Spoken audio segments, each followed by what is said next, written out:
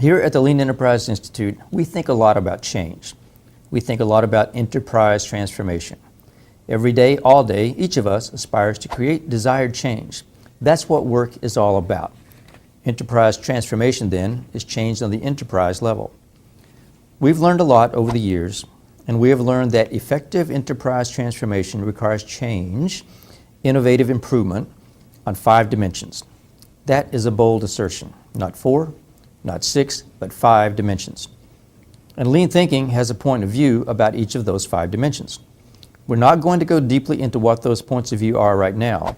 What we will do is explore the essential matter of how to think about enterprise change through the illustration of a house. The metaphor of a house has been around lean thinking for a long time, so we'll use that for convenience. Let's start with the roof to explore it. Any good house has to have a roof to protect us from the rain, sleet, and maybe excessive sunshine, if there could be such a thing. At the top of this house, we're going to have our objectives, our goals, our aspirations.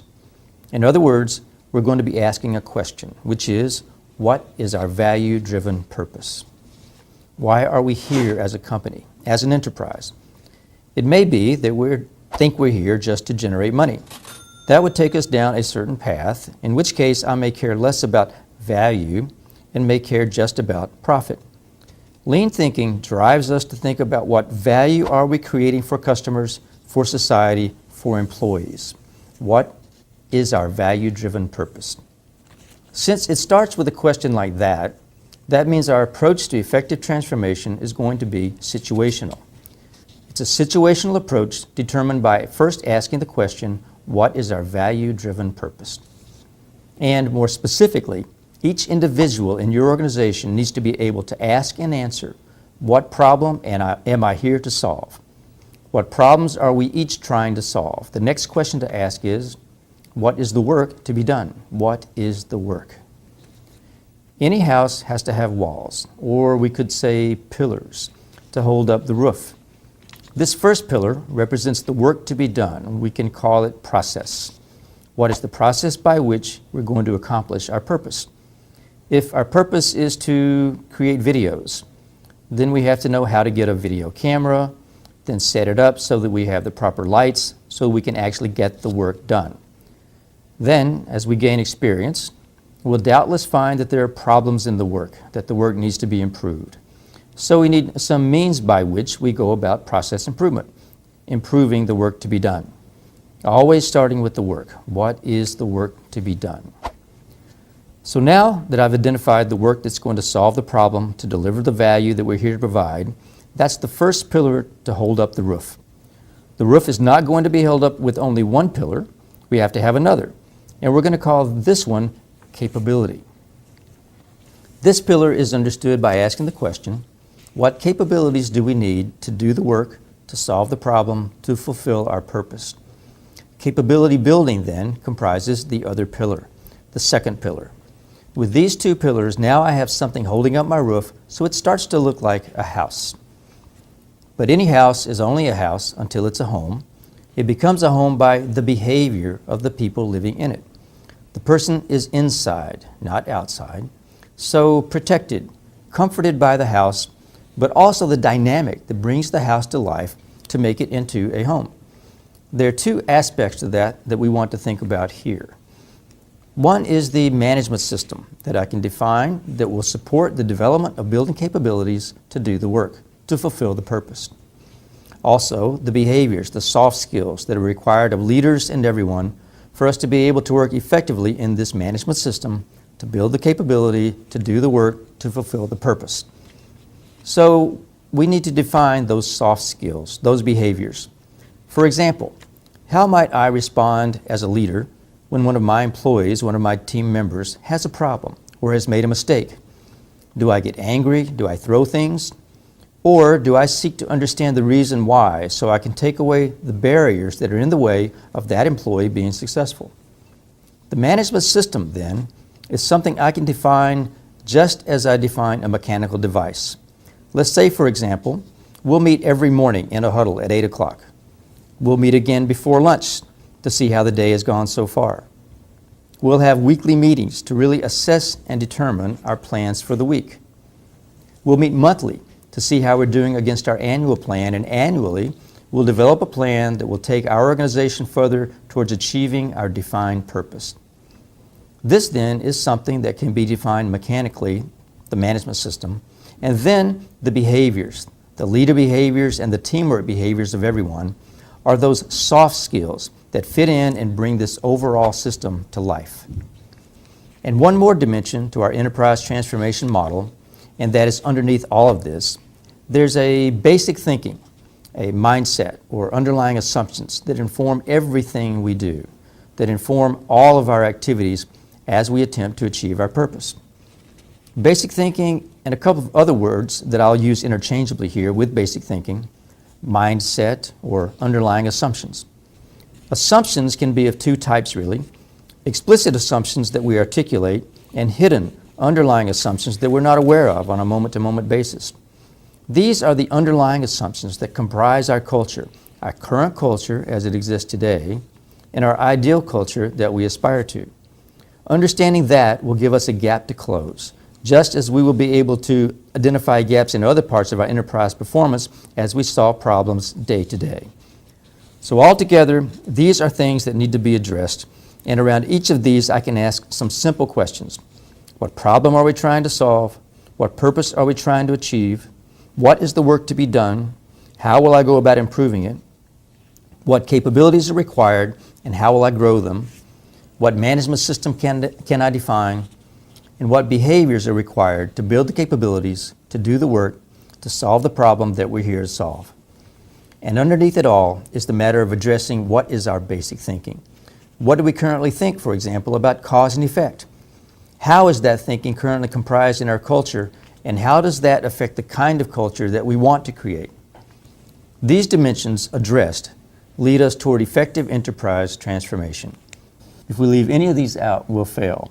So the lean transformation model is a situational approach because there is no perfect 10-step program to the perfect lean transformation. Each situation is unique and demands its own unique set of countermeasures. With the questions on the 5 dimensions, however, we can each map out our own transformation, one that solves our specific situational problems to achieve our own unique purpose.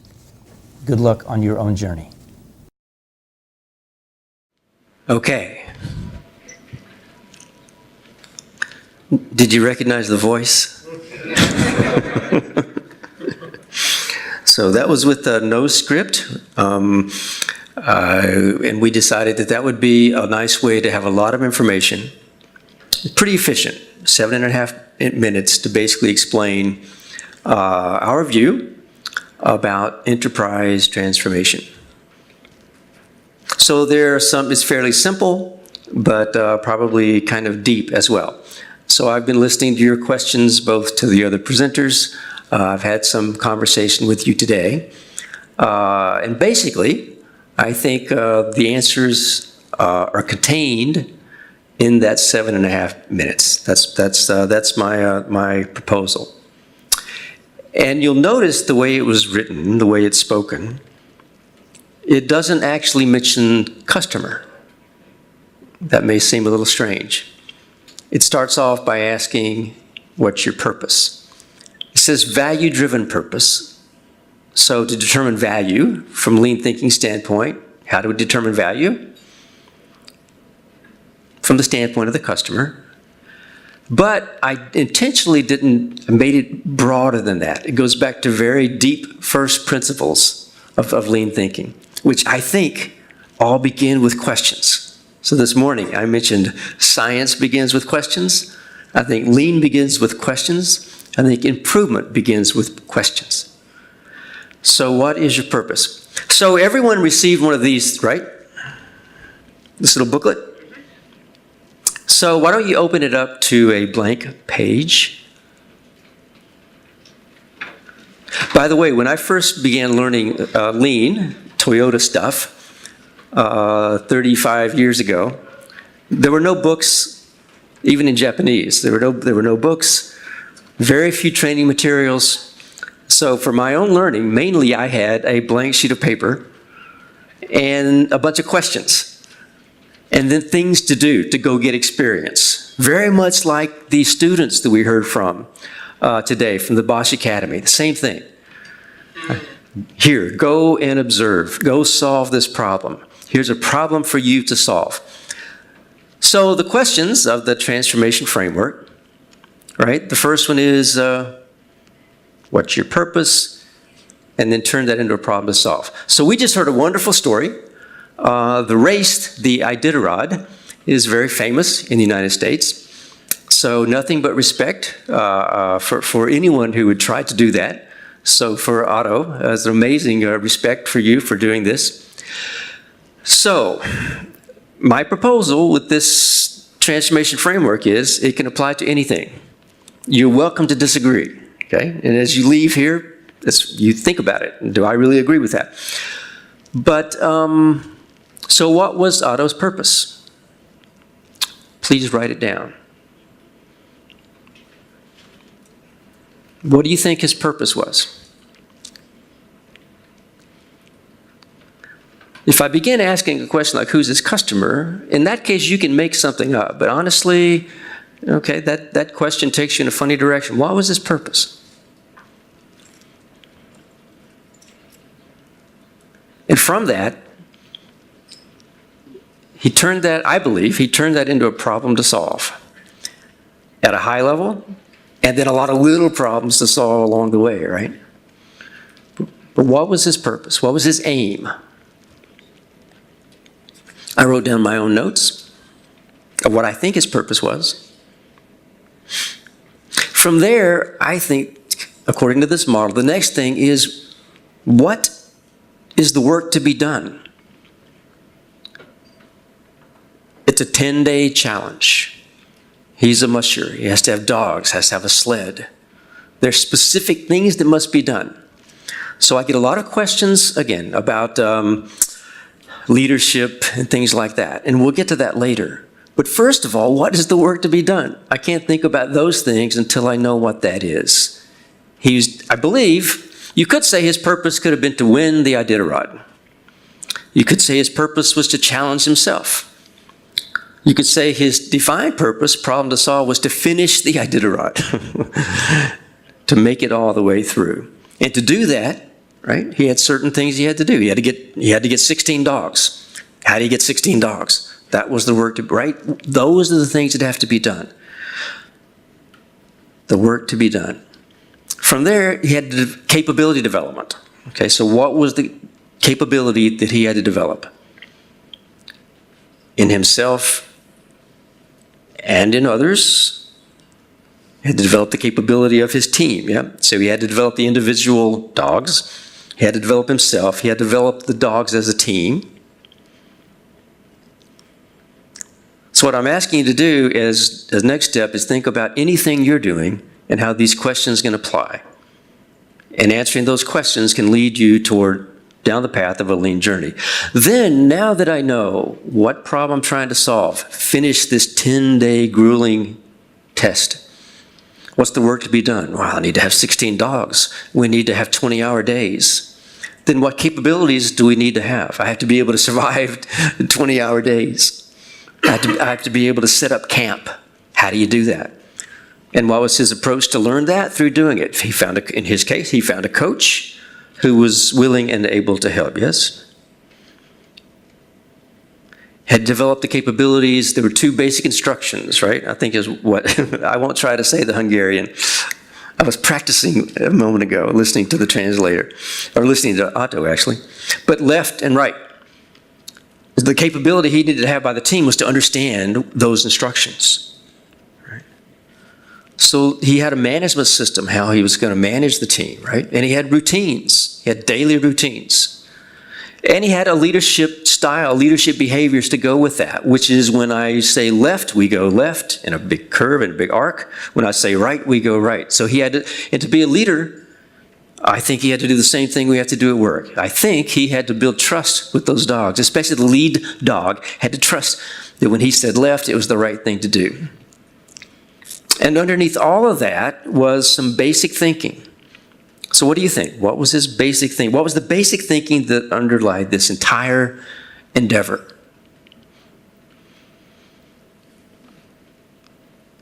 And I could tell you what I think it was, and we could ask Otto, but it doesn't matter.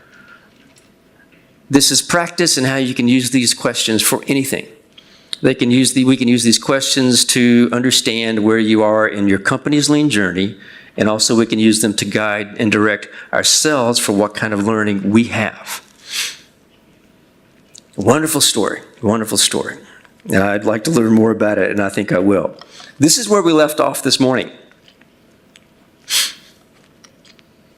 And we went through the basic questions. You just saw the animation. This is one that, since our time together is fairly short, the day is coming to an end. This question sometimes is not so easy to see. It's not so easy to identify. What basic thinking, what mindset, what assumptions underlie this transformation? If it's your personal transformation, if it's the challenge that Otto decided to undertake, he had to transform himself to do this. As he said, he wasn't born in Alaska with brown fat and knowing how to endure the cold. He had to transform himself to be able to do this. In your case, you're changing your workplace. And I said this morning, and I'll emphasize it again, where can the change of workplace begin? Where must it begin? It can only begin with yourself. It can only begin with yourself. In fact, does anyone here have maybe teenage children? Anyone here who doesn't have a teenage child but used to be a teenager? So you know, if you've ever had a teenage child and dealt with a teenager, there's only one thing you can change as a parent, and it's not your teenager. It's you and how you deal with your teenager. Otto also couldn't actually change that lead dog, right? He could change how he interacted with the lead dog. And that rope is only pull, not push.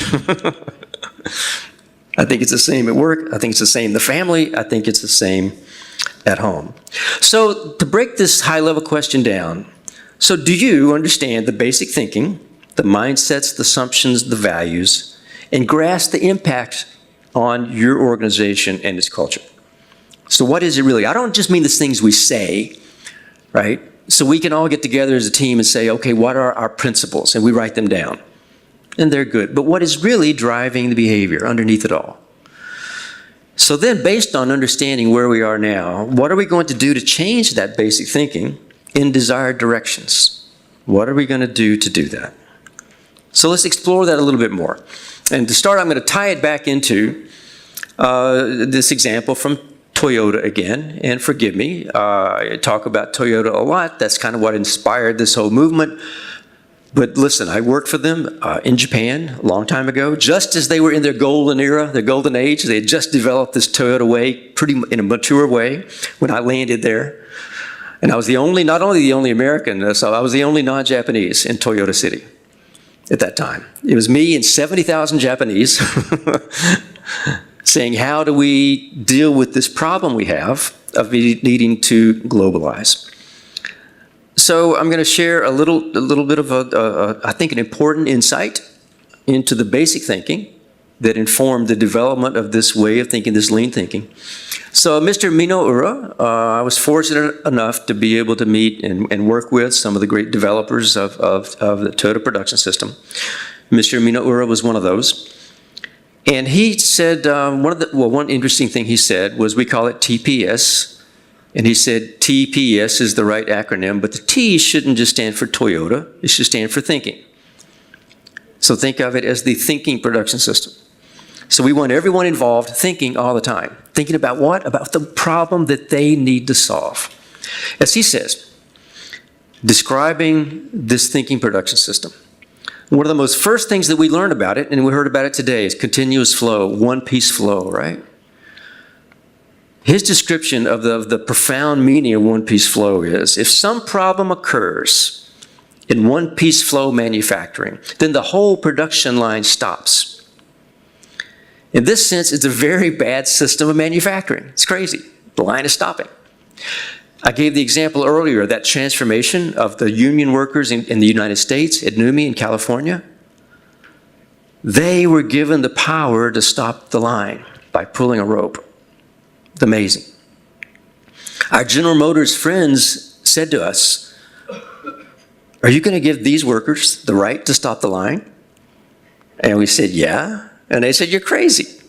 They don't need the rope. They stop the line anyway. You'll never build any product. And that's what Mr. Minora is saying. In this sense, it's a bad system of production, of manufacturing. But look at the thinking that's displayed here. When production stops, everyone is forced to solve the problem immediately. So team members have to think, and through thinking, team members grow and become better team members and better people. Now, you don't have to adopt these words for your production system. You don't have to do it. I'm not saying that you should. What I'm saying is, look at how deeply these developers of this system were thinking. They weren't thinking just, oh, how can we make 5? They weren't thinking just at the mechanical level. They were thinking deeply about what kind of basic thinking they have and what they want to have in their system. So that's why they did this. They were thinking this deeply about it. So everyone is forced to stop and to solve the problem immediately. So by the way, this using the word problem, and I'm going to talk about it here the next few minutes. So in English, and I think from some of the things I heard today, probably Hungarian, in any language, there is a problem with the word problem. It has this negative connotation, and we want to hide them. It's a bad thing. Before Otto, we had the surprise, the 10-minute, which, by the way, thank you, translators, for your efforts on translating it was very, it was impossible to translate that kind of thing. So I was kind of laughing at them because I've translated before as well. It's very difficult. But he talked about, okay, we call problems gifts, and it can sound so silly, I guess, in a way. And I think we do have to change our attitude towards them. But I still like to use the word problem. And a lot of times in English, people will use the word opportunity because it sounds less negative. But what's interesting is in the United States, many companies will use the word opportunity, but they still think it's a bad thing. What I'd like us to do is take the emotion out of the word problem, but call it a problem. The way I learned to think of a problem versus an opportunity by one of my mentors at Toyota was, let's say I'm walking down the street and I look up overhead. I'm walking in a city. I'm walking and there's by a tall building, and I look up overhead and there's a large piano coming down on my head. That's not an opportunity. That's a problem. And so we want to deal with it, problems just like production, one at a time. We want to get things where I get a problem and deal with a problem and deal with a problem and go on. So as Otto said, he had this big grand vision, right, of what to do. I think that he used those words. But then that comes down into moment-to-moment things you have to do. What is the next step? You have a big picture vision, I think you said, and then you have immediate next steps. All those then are problems, but I want to get the emotion, the negative emotion out of the way. So that's a way that I think captures what our friends at Toyota were talking about. Now here's a photograph that I took in Vietnam. And the bottom is in English, you can read that, and it's in Hungarian. So problems are good. And in the middle, that's Chinese. I don't speak Chinese, but I can read it because I learned to read Japanese. It's kind of the same. And that says having a problem is a good thing. The Vietnamese, I guess, says the same thing. I don't know. It may say that the restroom is down there to the right. The Hungarian the same way, I don't know. But it's indicating a different way to think about it. It doesn't mean that if someone is having a problem and there's a piano falling on their head, that's a good thing. But it's a good thing that they see it, that they know there's a piano coming on their head, and they know what the work to do is to get out of the way. So problems are good. So problem thinking, I think, is a difference. So we'll kind of train ourselves and the people in our work sites to actually talk about problems first. It's a hard thing to do, and maybe not something you want to do right away, right? When you go to a work site, often we'll look at what's good and we'll talk about that first. But we like to kind of be able to get to a point, tell me your problems first.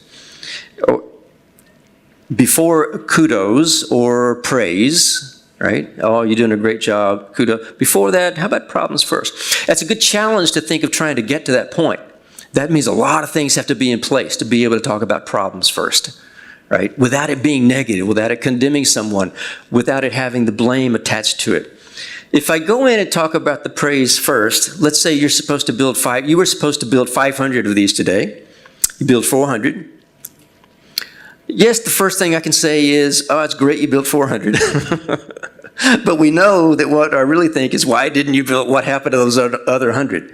So instead of some hollow praise, okay, tell me what happened. So asking for problems first should indicate your desire to help, though. You and I had agreed, and you want to build 500. I know you want to build 500. That was our agreement. It has to begin with that agreement, by the way. It has to begin with the agreement on what is success. So that we look each other in the eye, and you actually agree. You want to make 500 of these today, right? You have to actually agree with that, be committed to that. Then I can ask, what got in the way of you producing 500? You only 100 units are gone. Then I have to be sincere that my job then is to help you take all those barriers away. So, for example, the healthcare example today, 700-meter hallway is not a problem, okay? That's just a fact. So a problem is if I couldn't treat the number of people I need to treat, or if I couldn't do it, or if I needed many, many more people to do that than I need to. So the many constraints that get in the way, including the constraints that got in your way because you could only make 400 and not 500. So then when I ask you, where did those 100 units to go? As I hear those reasons, my job is to take those things away so you can be successful. So kudos, praise, should focus on the efforts more than the results. You tried to make 500, thank you. And I'm sorry that I failed in enabling you to make 500. 100 units went somewhere. Where are we? We need to find out, and it's my job to get those things out of the way. So I want to encourage the efforts that you're putting forth to make not only 500, actually, because you don't make 500 at once, do you? You really make, if it's 500, you're making about one per minute. So what you're really doing is make a good one every minute. You don't make 500. You make one per minute. That's what tact time means, and one good one every minute. So that's why I have something called tact time. So every minute I can make sure that you're supported in being able to be successful every cycle of your job. So this problems first, again, it sounds good. I'm not encouraging anyone to do that now, right, because it requires trust. I think Otto built trust with his lead dog, right? It sounds like a big word to say trust when you're talking about a dog, but I think that's exactly what he was able to do. And I think that's what we have to do to build that kind of trust for people to tell us the things that are in the way so they cannot be, that prevent them from being successful every time. And there are two kinds of trust, by the way. This often gets very confused. It's very important. One is intention. I trust that you intend to make 500 per day or make one of these every minute. I trust you intend to do that. Capability is a different kind of trust. I don't necessarily trust you're capable of doing that until you've learned how to do that. Let's see, I think in the healthcare example this morning, Christina talked about job instruction. So my job is, first of all, to make sure you have the skills, right? So that you're trained so that you can successfully do one of these every minute. The same way I think Otto was working with his team, those team of dogs, so that they could actually be successful in working as a team. So lean is very much not acting on assumptions or jumping to conclusions. It's very much of a scientific mindset. So that's why this morning I began talking about 100 years of science applied to creating value. It's not acting on assumptions or jumping to conclusions, right? We're going to be fact-based. We're going to understand where we are, where we need to go. But there's a problem, again, with this. And that is that, as humans, we are jump-to-conclusion machines. So when a wolf came up, or if he did, so polar bears don't come around people, but if a polar bear did, Otto would probably be very quickly very nervous. He didn't have to think about it. The reason we're all here is because we're able to see very quickly when a tiger is going to come attack us. and we know it quickly to get out of the way. Piano coming down on my head. I don't have to think about it. I don't need to pull out an A3. I'm walking down the street. A car is coming at me. We do this instinctively. It's built in. So it's a good thing that we have this. We therefore survive. But as humans working together collectively as a team to accomplish a goal, this gets in the way because we instinctively often jump to conclusions when we need to stop, think about what are the facts, think about what is the gap between where we are, where we need to go, and what experiments we can try to get there. So that's why we need some of these tools that we have. For example, the A3 is a way to make ourselves stop. Stop and think together as a team. So we want to use our human instincts in ways that are useful. So we want to develop the right habits. So the kata method that we heard about this morning also is a way to develop the right habits. We also will need to switch so we can stop and reflect when we need to. That's why we have lean management defined as we do, which is like this. Lean management is less about providing the right answers. Oh, here's a best practice, go do this. Less about providing the right answers than asking the right questions. And then encouraging experiments amongst each of you, amongst the students at Bosch Academy, to learn possible answers, to learn our way there. So it's very much a way of building learning into the work. If we build learning into the work, we can continually improve, then the journey never stops. If I start giving the solutions, here, cut and paste this best practice, then thinking can stop. So my bosses, when I worked in Toyota City, would very rarely give me a solution. They would give me a problem, and they would say, John, what are you going to do about this problem? And then they would do everything they could not to give me an answer or a solution. They would ask me questions to make me think. Back to the thinking production system. Because when you give someone a solution, one of three things will happen. Or maybe there are one of three dangers that go with that. One is that you deprive them of the opportunity to think. I may know the answer, and for some of us now, who are most of your jobs now, you're not doing the value-creating work anymore. You're probably not putting one of these together. You're probably not designing one of these, right? You're working with other people who do that. You're managing them, you're coaching them, you're supporting them in some way. So when we have those roles, we tend to find it very fulfilling when we see someone that has a problem. We want to give them the answer. It feels really good if we can say, no, don't do it that way, here's a better way. That may feel good to you, but you got to realize what is your problem to solve versus what their problem to solve is. They're not the same thing. You want them to own it. And if I give you that solution, then I've taken that opportunity away that you had to think. The other part is that then I also take the ownership away. As soon as I say, do this, and you do that, then when it doesn't work, I say, why did you do that? You say, well, you told me to. And that leads to the third reason that we often don't like. We'd prefer not to give the solution, which is you may get the solution, and you know what? We're often wrong. Because we're not at the gemba as much as they are. So if we can then give them the skills so they can see the same thinking that you had that led you to knowing a different solution.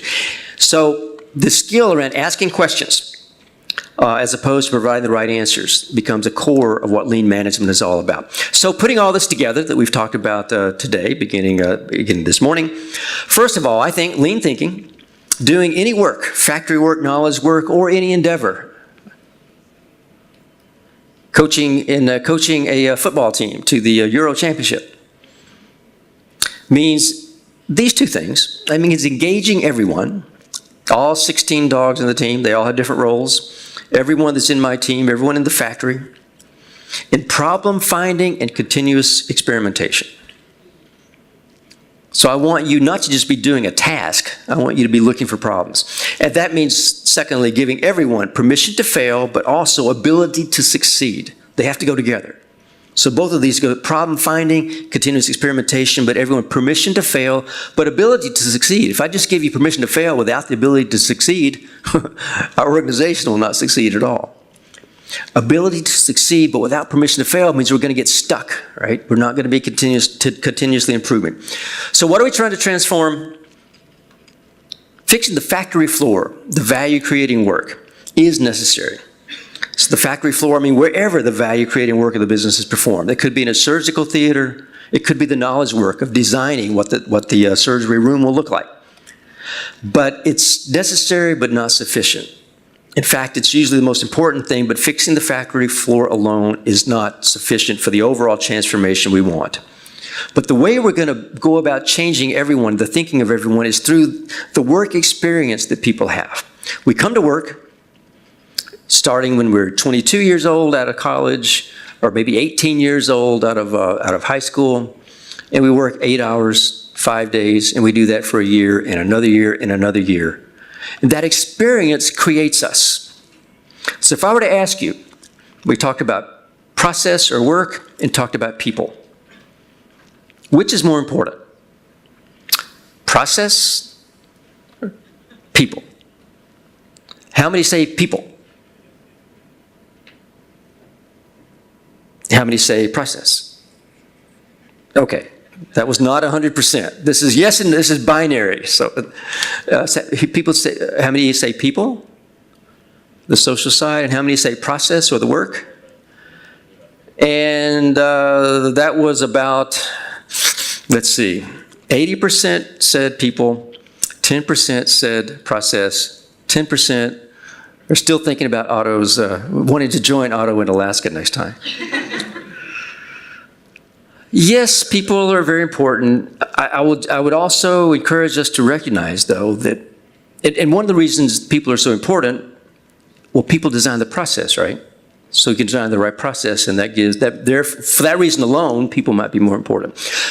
But here's the thing. Processes also design people, and the processes often weren't designed. So from the time you began working at 22 years old, at 18 years old, you were being designed by your work experience, a positive experience, a negative experience, an experience that said, please improve, please solve problems, an experience that said, just do your job so you can go home. So what we need to think about is not just the tools in isolation, but how they combine to create a work experience for everyone as we work 8 hours a day, 5 days a week, 5 days a week. So this is the last slide. It's got a couple of things on it. It begins where I started this morning talking about 100 years ago, Henry Ford created the assembly line, and there it is, the Model T assembly line right there. That's 1914. This is 2014 at a Toyota assembly line. They look remarkably the same. You're still taking some steel and you stamp it, you weld it together, you paint it, and you put stuff inside. It's got 4 wheels, and you roll it out and sell it. It's amazingly the same. And you make one about every 60 seconds. Every 60 seconds, starting there at the start of the cycle, all the way down to 60 seconds. 100 years ago, that's about what Henry Ford was doing. It's about what Toyota does today. It's what Fiat does today, Volkswagen does today, about 1 per minute. Pretty amazing how it's almost the same. And a person working on it, in 1 minute, on a large product like that, you can do about 10 or 15 things. And I've worked on an assembly line. I've got in and out of a car like that 500 times a day. And you can do about 10 or 15 things. Pick this up, put it here, attach this, use an impact wrench. About 10 or 15 things. That's all the same. But inside, if you look more deeply, it's radically different work. Now, what's happening with that worker, you can see, this is explained, the reason it has the other graphic up there, it's explained in the book, Kaizen Express. The reason that's up there is because this shows how now the worker's job isn't just to do those 10 or 15 things correctly. Their job is to find things gone wrong. Because of course you can do the 10 or 15 things correctly. I gave you good work, right? And I trained you to do it. So your job is to find things gone wrong. So whereas Henry Ford said, do 10 or 15 things, do the task all day, every day. I want even an assembly line worker to be a bit of a scientist. What is going wrong with this work? Then how can I think of a better way to solve that problem? We're going to agree up front. So how do we go about making the change we talked about? What changed the culture at NUMMI? What's going to be the answer for changing the cultures in the workplaces, as I heard your questions all day? It's how I can engage people in being committed to success in doing their job, so we agree on the problem to be solved, and then make them into scientists to find things gone wrong, to be thinking problem solvers every time they do their work. So in this case, I find a problem, I know exactly what to do, I pull a rope, and someone is going to come help me within my job cycle. That's a promise then from the company. That's a promise from me as the manager to you, that I will support you in taking all the barriers away so you can be successful. That engages people without just a high-level slogan from the company that our people are our most important resource. I build that belief into how I design the work experience and then how I fulfill my obligation from the organization to make sure that you can both be successful when you do your job and you can develop as thinking problem solvers that you can bring forward into all parts of your life as well. Thank you very much for allowing me to spend time with you today here in Hungary. Thank you.